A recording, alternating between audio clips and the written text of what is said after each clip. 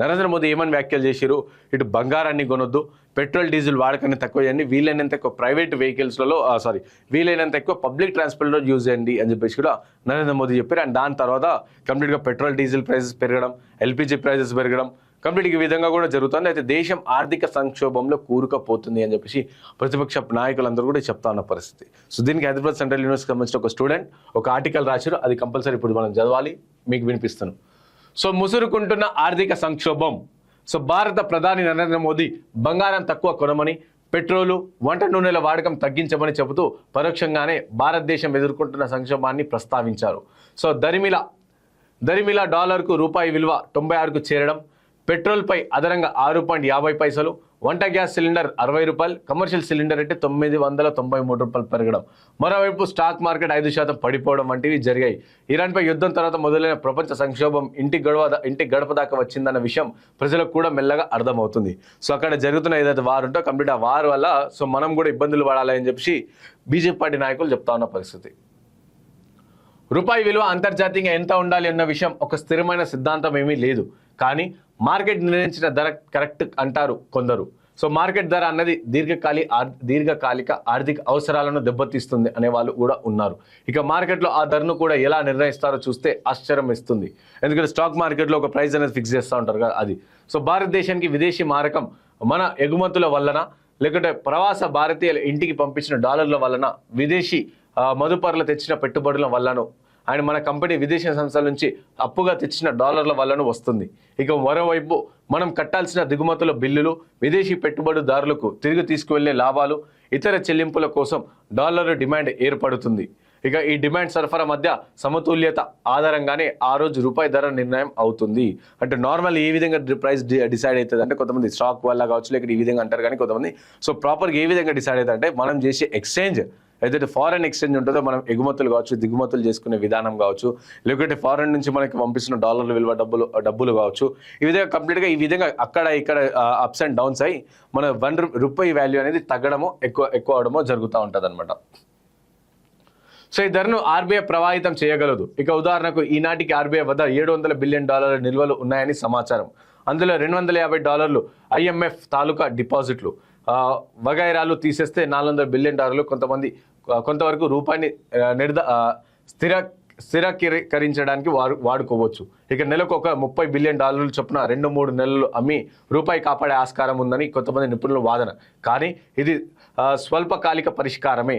మరోపక్క ఆర్థిక వేత్తలైన గీత్ గోపీనాథ్, ఇక పానాగరియా, అరవింద్ సుబ్బారావు లాంటి వారు రూపాయి విలువ అంత కిందికి పడిపోనివ్వమని చెబుతున్నారు. ఇక రేపు డాలర్ రూపాయి మధ్య విలువ 100, 120 అయితే పారిశ్రామిక రంగం కుదేలవుతుందన్న విషయం గురించి, ప్రజల మీద పడే భారం గురించి మీరు గమనిస్తున్నారో లేదో తెలియదు.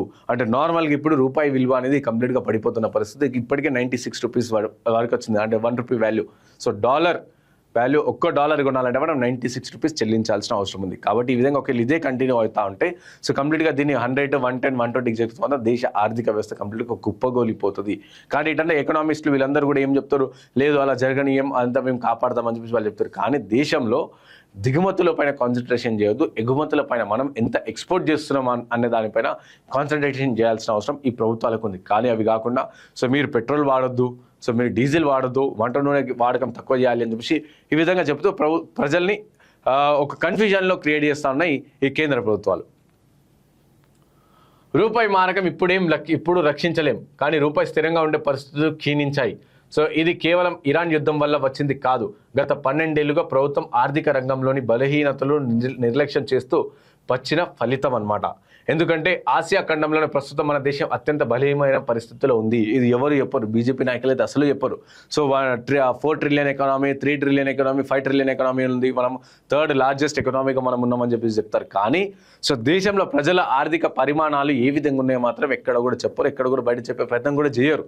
సో దానికి ఎగ్జాంపుల్ పెట్రోల్ ప్రైసెస్ హైక్ అవ్వడం కావచ్చు, రూపాయి వాల్యూ పడిపోవడం కావచ్చు, ఇవన్నీ కూడా ఉన్నాయి పరిస్థితులు.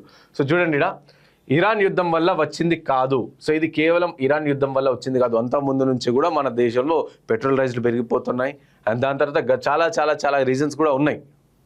కానీ ఆర్థిక రంగంలో 12 ఏళ్లుగా ప్రభుత్వం ఆర్థిక రంగంలోని బలహీనతలను నిర్లక్ష్యం చేస్తూ వచ్చిన ఫలితం. ఎందుకంటే ఆసియా ఖండంలోనే ప్రస్తుతం మన దేశం అత్యంత బలహీనమైన పరిస్థితిలో ఉంది, మన దేశం ఆసియా ఖండంలోనే. సో ఎలాగంటే మొదటిది, ఎగుమతుల కంటే దిగుమతులు ఎక్కువగా ఉన్నాయి మన దేశంలో. ఎక్స్పోర్ట్స్ కన్నా ఇంపోర్ట్స్ ఎక్కువ ఉన్నాయి. అంటే మనం ఏదైనా సరే ప్రోడక్ట్ మనం తయారు చేసి బయట దేశాలకు అమ్మితే వాళ్ళు మన ప్రైస్తో కొంటారు. సో అలాంటప్పుడు మన రూపీ వాల్యూ పెరుగుతుంది. కానీ మనం ఏం చేస్తున్నాం, ఇక్కడ ఇండియన్ రూపీ వాళ్ళకి ఇచ్చి డాలర్లో మనం కొంటా ఉన్నాం, కాబట్టి దిగుమతి చేసుకుంటున్నాం. కాబట్టి మనకి ఈ విధంగా ఇబ్బంది అవుతుంది.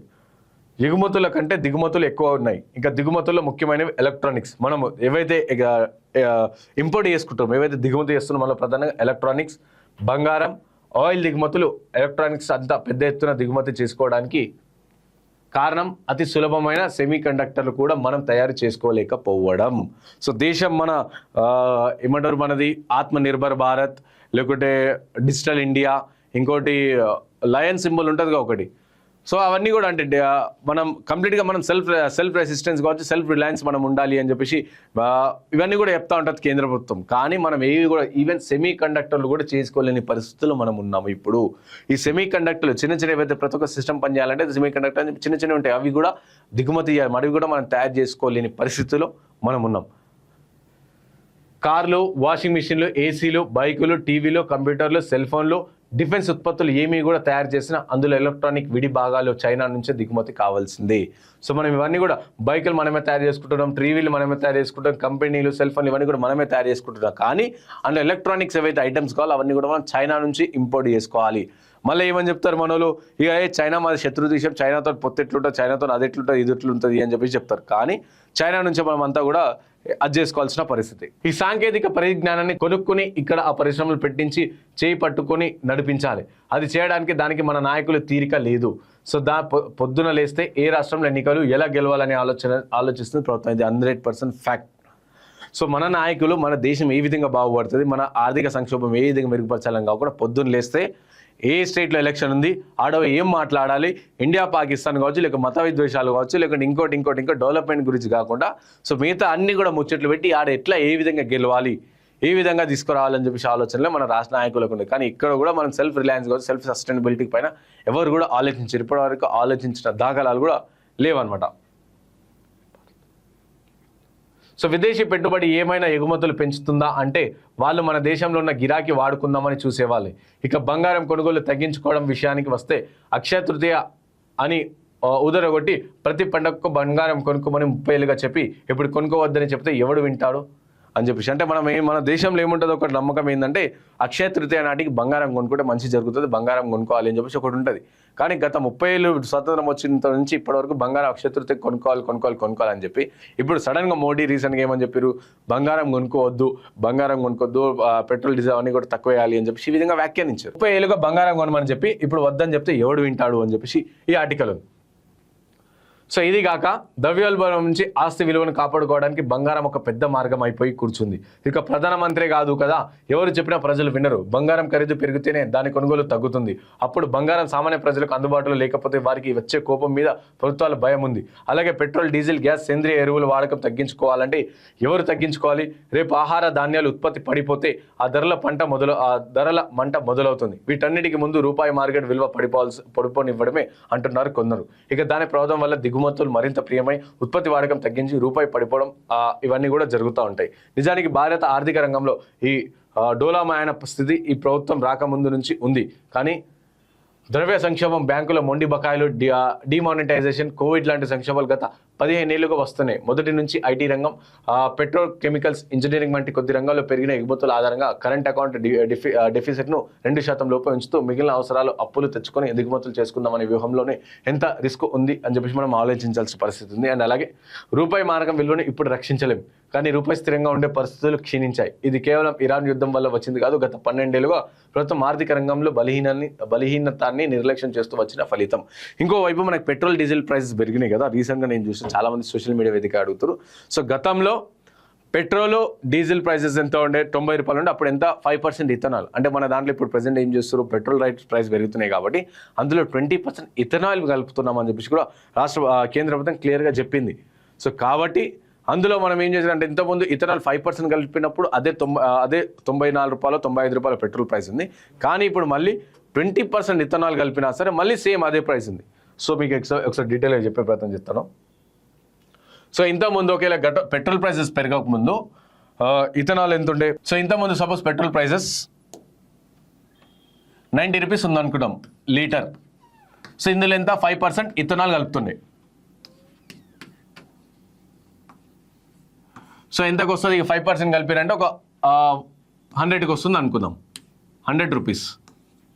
సో ఇంతకుముందు గతంలో అంటే పెట్రోల్ ప్రైసెస్ తక్కువ ఉన్నప్పుడు. సో ఇప్పుడు ఏం చేశారు? పెట్రోల్ ప్రైసెస్ పెరుగుతున్నాయి, అంతే కూడా ఆయిల్ రేట్లు కూడా పెరుగుతున్నాయి, అవన్నీ కూడా చెప్తా ఉన్నారు కదా. ఇప్పుడు ఏం చేస్తారు? సో ఇప్పుడు కూడా పెట్రోల్ మనకి 90 రూపీస్ లీటర్ ఉంది, దాంట్లో ఏం చేస్తారు? 20% ఇథనాల్ కలుపుతారు. అంటే ఇథనాల్ ఎందుకు కలుపుతారు? ఇది తక్కువ ప్రైసెస్ ఉంటుంది అది కాబట్టి. సో తక్కువకి దొరుకుతుంది కాబట్టి ఎథనాల్ మిక్స్ చేసి మనకి అప్పుడు 100 రూపాయలు అమ్మారు. ఇప్పుడు ఏం చేస్తారు? 20% ఎథనాల్ కలుపుతారు, 115కి పెట్రోల్ అమ్ముతారు. 115 రూపాయలు. మన హైదరాబాద్లో చూసుకుంటే 115 రూపాయలు. అంటే 5 రూపాయలు ఉన్నప్పుడు సేమ్ అదే ప్రైస్ ఉంది. ఇప్పుడు 20% ఎథనాల్ కలిపినా కూడా సేమ్ అదే, ఇంకా ఎక్కువ ఉంది ప్రైస్. అంటే ఈ విధంగా అంటే 20% కలిపినప్పుడు ఇదంతా ఎథనాల్ తక్కువ ప్రైస్కి దొరుకుతుంది కాబట్టి, ఎథనాల్ తక్కువ ప్రైస్కి దొరుకుతుంది కాబట్టి 20% అంటే 10% ప్రైస్ మనది పెట్రోల్ రేట్ పైన తగ్గాలి కదా. సో మనకు సపోజ్ ఎగ్జాంపుల్గా మనకు దొరికే పెట్రోల్ 90 రూపాయలకు దొరుకుతుంది, ఇది ఇప్పుడు కూడా 90, అప్పుడు కూడా 90 రూపాయలు దొరుకుతుంది. అప్పుడు ఏం చేశారు? 5% ఇథనాల్ కలిపి 100 రూపాయలకు అమ్మారు లీటర్. సో ఇప్పుడు ఏం చేశారు? 20% ఇథనాల్ కలుపుతారు, అదే 90 రూపాయలకు లీటర్ మనకు దొరుకుతుంది అనుకుందాం ఎగ్జాంపుల్గా. సో అంటే కంప్లీట్ ప్రైసెస్ అని డిఫరెంట్ ఉంటాయి బ్యారెల్ రేట్లు కానీ. సో మనకి 90 రూపాయలకు మొండిగా చెప్పాలంటే 90 రూపాయలకు దొరుకుతుంది అనుకుంటే, సో అందులో 20% ఇథనాల్ కలుపుతారు. అంటే తక్కువ ఇది చాలా తక్కువ ప్రైస్కి తయారవుతుంది కాబట్టి ఇంత కలిపినా కూడా మళ్ళీ 115 రూపాయలు. అంటే 15 రూపాయలు 15% ప్రైస్ అనేది తగ్గాలి కదా. తగ్గకుండా 115 రూపీస్కి అమ్ముతారు. అంటే దేశ ప్రజలు ఈ విధంగా కేంద్ర ప్రభుత్వం మోసం చేస్తున్నా క్లియర్గా అర్థం చేసుకోవాల్సిన అవసరం వచ్చింది. అంటే పెట్రోల్ ప్రైసెస్ ఈక్వల్ ఉంటాయి, అందులో ఇథనాల్ ఇష్టం తక్కువ ఎక్కువ అర్థం. అంటే ఎవరికి లాభం చేయదని ఇథనాల్ ఫ్యాక్టరీలు ఎక్కువ ఎవరికి ఉన్నాయి? సో ఎవరు? మన ఈయనకున్నాయి. రోడ్ల శాఖ మంత్రి ఉన్నారు నితిన్ గడ్కరీ. నితిన్ గడ్కరీ. సో ఆయనకి ఎథనాల్కి సంబంధించి వాళ్ళ పిల్లలకు సంబంధించి ఎథనాల్ ఫ్యాక్టరీలు ఉన్నాయి, ఎథనాల్ కంపెనీలు వాళ్ళకు ఉన్నాయి కాబట్టి 20% ఇథనాల్ పెట్రోల్ కలుపుతారు, దీనివల్ల బైక్లు వేస్తారు. కానీ పెట్రోల్ ప్రైసెస్ మాత్రం కూడా మనకి ఇంతే దొరుకుతుంది, 115 దొరుకుతుంది. 20% కలిపినా సరే మనకి 115 రూపాయలు దొరుకుతుంది. అంటే దేశ ప్రజల ట్యాక్స్ పైసలు కావచ్చు, దేశ ప్రజలు ఎంతగానో కేంద్ర ప్రభుత్వం మభ్యపెడతారో ఒకసారి ఆలోచించుకోవాల్సిన అవసరం ఉంది. అండ్ ఇంకోవైపు ఈ ఎథనాల్ కలపడం వల్ల చాలా బైక్స్ డ్యామేజ్ అవుతున్నాయి, చాలా బైక్స్ రీసెంట్గా వచ్చిన BS6 యాక్టివాస్ కూడా కొన్ని డ్యామేజ్ అవుతున్నాయని చెప్పి సోషల్ మీడియాలో చాలా వీడియోస్ మనం చూస్తూ ఉన్నాం. అండ్ అలాగే మైలేజ్ కూడా తగ్గిపోతుంది, కార్లు కూడా డ్యామేజ్ అవుతున్నాయి అని చెప్పి చెప్తా ఉన్న పరిస్థితి. అయినా సరే ఎథనాల్ ఎందుకంటే కేవలం కేంద్ర రోడ్ల శాఖ మంత్రి ఎవరైతే ఉంటారో సో ఆయన కంపెనీస్ని కాపాడే ప్రయత్నమే ఈ ఎథనాల్ ఎక్కువ 20% కేంద్రం కలుపుతా ఉంది, మనల్ని ప్రజల్ని మోసం చేస్తుంది. ఇది క్లియర్గా దేశ ప్రజలు అర్థం చేసుకోవాల్సిన అవసరం ఉంది.